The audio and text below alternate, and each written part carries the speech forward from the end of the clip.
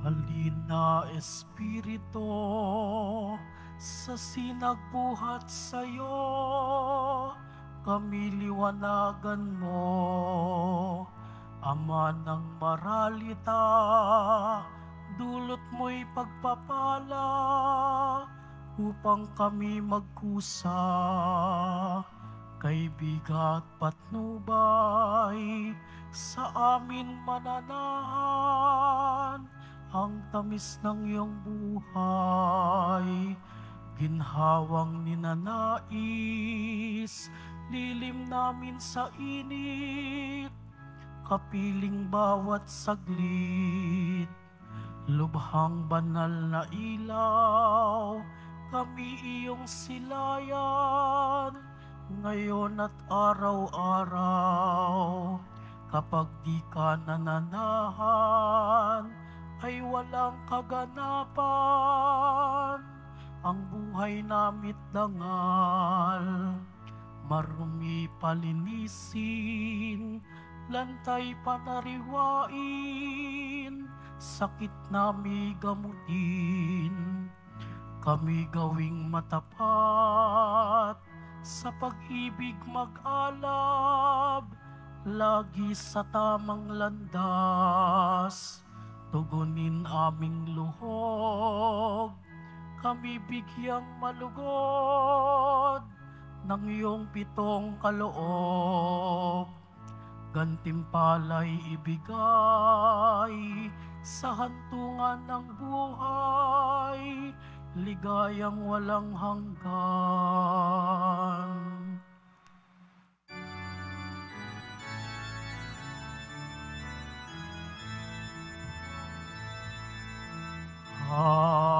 Hallelujah,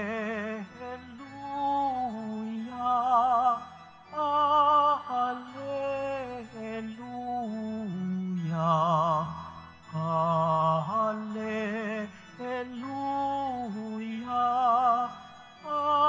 hallelujah.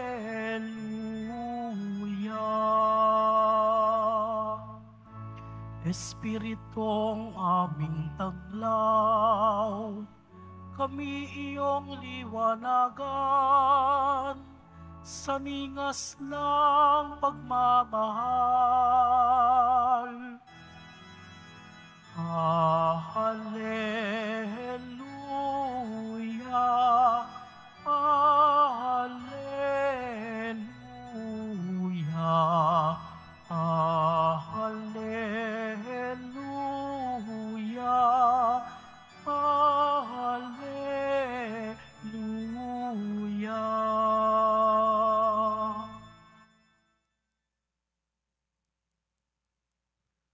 Sumainyo ang Panginoon, At sumaiyo rin. ang mabuting balita ng Panginoon ayon kay San Juan. Papuri sa iyo, Panginoon. Noong panahon iyon, sinabi ni Jesus sa kanyang mga alagad, ang patnubay, ang espiritu ng katotohanan, ang paparito mula sa Ama. Susuguin ko siya sa inyo, buhat sa Ama, at siya ang magpapatotoo tungkol sa akin, at magpapatotoo rin kayo tungkol sa akin, sapagkat sa pasimula pa'y kasama ko na kayo. Marami pa akong sasabihin sa inyo, ngunit hindi pa ninyo kayang unawain ngayon. Pagdating ng Espiritu ng katotohanan, tutulungan niya kayo upang maunawaan ninyo ang buong katotohanan. Sapagkat magsasalita siya, hindi sa ganang kanyang sarili. Sasabihin niya sa inyo ang kanyang narinig at ipahahayag ang mga bagay na darating. Pararangalan niya ako, sapagkat sa akin magmumula ang ipapahayag niya sa inyo. Ang lahat ng sa Ama ay akin, kaya ako sinasabing sa akin magmumula ang ipapahayag niya sa inyo. Ang mabuting balita ng Panginoon. Pinupuri ka namin, Panginoong Hesukristo. Magsipo muna po ang lahat. Sa lingguhong ito, tayo po bilang isang sambayanang Kristiyano ay pinagdiriwang natin ang kapistahan ng Pentecostes o ang pagnaog ng Espiritu Santo sa mga alagad. Ang sabi ho nila, ngayon daw po yung kaarawan ng simbahan dahil ang simbahan daw ay nagkaroon ng bunga naging simbahan dahil sa Pentecostes. Pero magandang tanong, bakit ba natin tinitignan ang araw na ito bilang kapanganakan ng simbahan? Ano ba yung maganda? Dahil ba ito sa pagnaog ng Espiritu Santo lamang?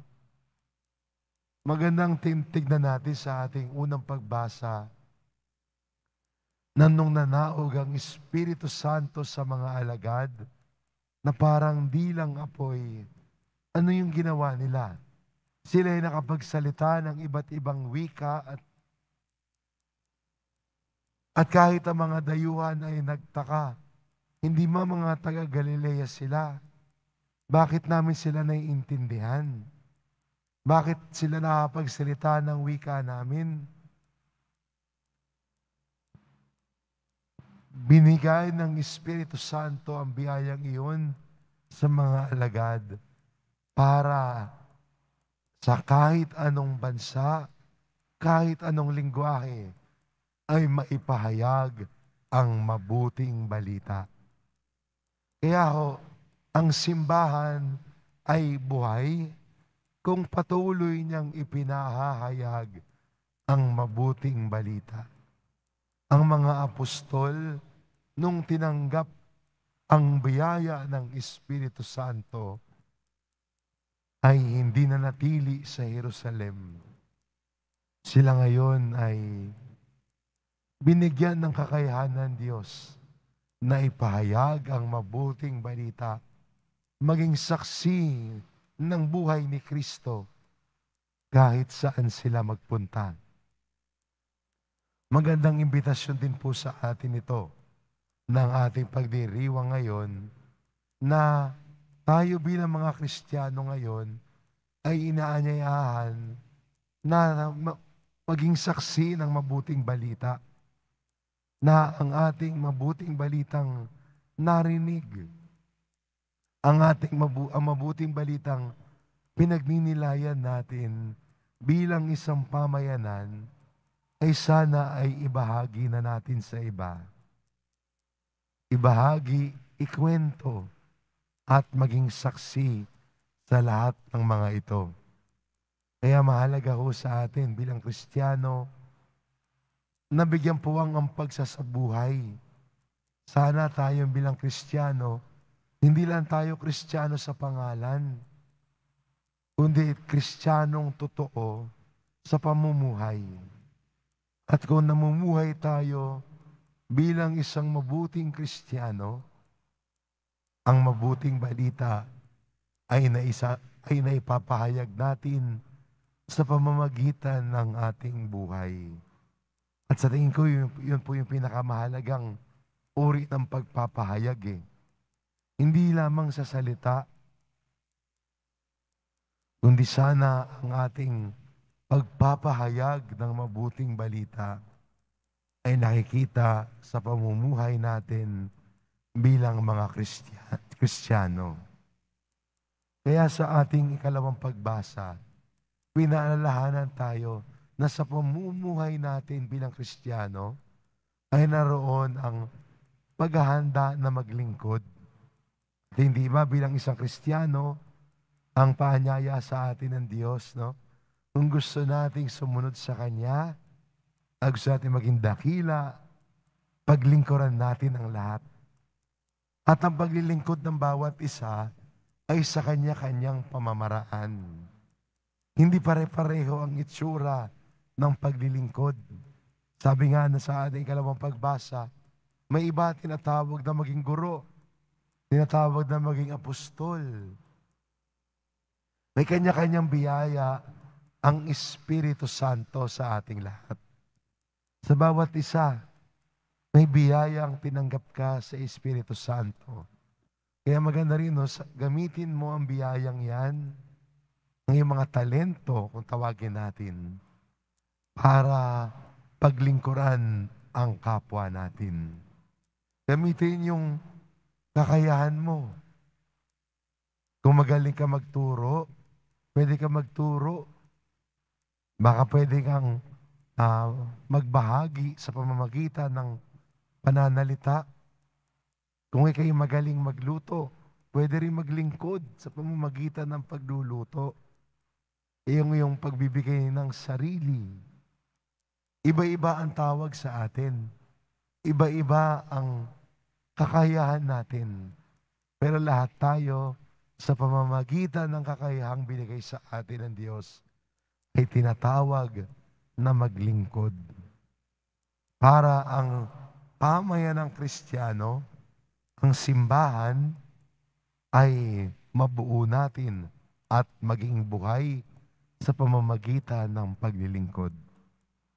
Maganda siguro dalhin natin ito sa ating pagdiriwang ng misa sa linggong ito.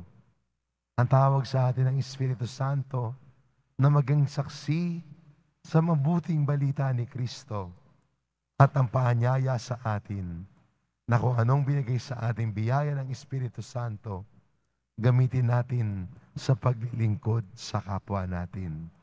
Yung biyaya na meron ka, ang mga talento na meron ka, gamitin ito para ang pangalan ni Kristo, ang mabuting balita, ay patuloy na maipahayag sa pamamagitan ng ating buhay at paglilingkod. Amen.